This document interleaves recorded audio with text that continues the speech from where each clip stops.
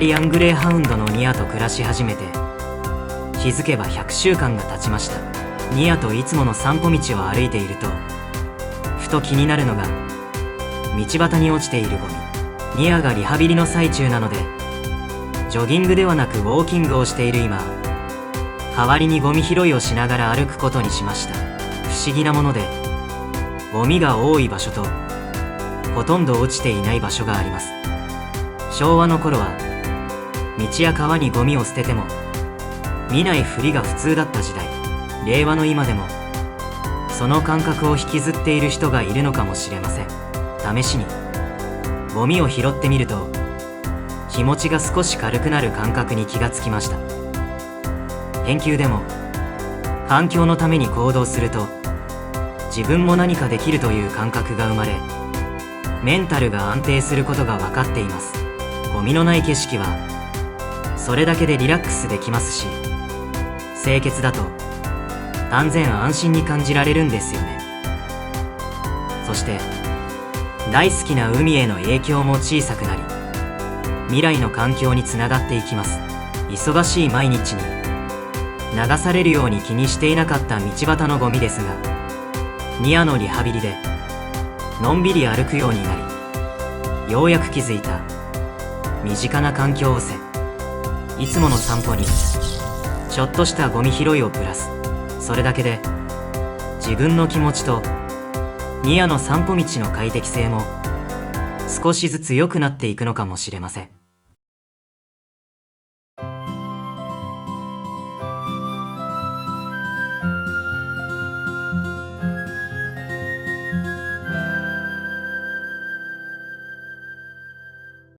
抜歯を終えてから3週間。今日はニアの骨の具合と傷口の回復をチェックしてもらいました。この3週間ニアを安静にするのがなかなかに難しくて、マグロが動くのをやめると息が吸えなくなるようにニアも動いちゃうので、モルトの穴がちゃんと塞がってるのか心配です。ニアの診察とレントゲンが終わって爪切りをしてもらっている間に獣医師先生から説明を受けます。結果はひとまず順調。上の方の穴はちゃんと埋まりかけているみたいで安心しましたが、手首に近いところはよく動かす分少し回復がゆっくり。来月の診察でまた様子を見ていきましょうってことで、引き続き注意が必要な期間が続きます。待合室でニアを待っている時にふと目に入った記事が狂犬病予防接種率の低下という記事です。1989年平成元年は 99.2% 以上の接種率があったのに、2023年令和5年は 70.2% まで落ちているそうです。70% を切ると狂犬病ウイルスの蔓延を防ぐための水準を下回ることになり、 WHO 世界保健機関から日本が認定を受けている狂犬病正常国の認定が外れてしまうようです。そうなるとペットの移動や飼育に関する規制が増えたり罰則が強化されたりして、ワンちゃん好きな人やワンちゃんと一緒に暮らしている家族にも大きな影響があります。狂犬病は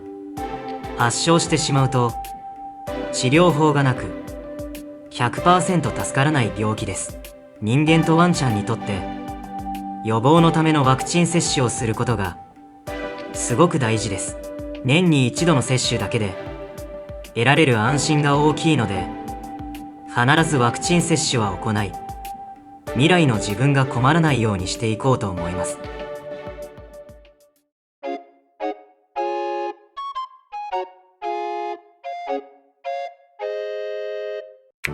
9月10日、Apple イベントで内部翻訳のパワーアップが発表されました。耳に AirPods を装着していると、相手の言葉がリアルタイムで自分の言語に変わるという機能、職場でもすごい便利そうと盛り上がりました。そんな話をしていたら、ふと変な想像をしてしまったんです。ニアのため息、撫でられながらコフッと出るあの声、寝転がるときにふーという感じで出すあの声、もしこれを翻訳できたらなんて言っているのだろうと。今は AI もどんどん賢くなっており、自分専用の AI を作ることもできるので、ニアの声と状況を教えて文脈を学習させれば、将来はニアのため息 AI なんてものができるかもしれません。例えば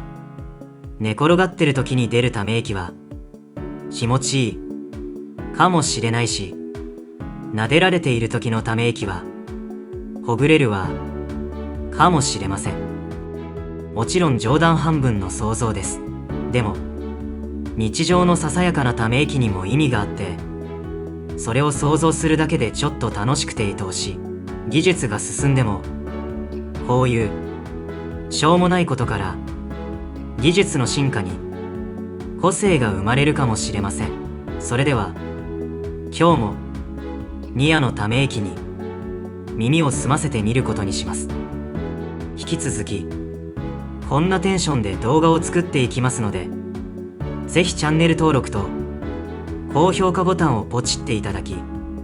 感想をコメントで教えてくださいませ。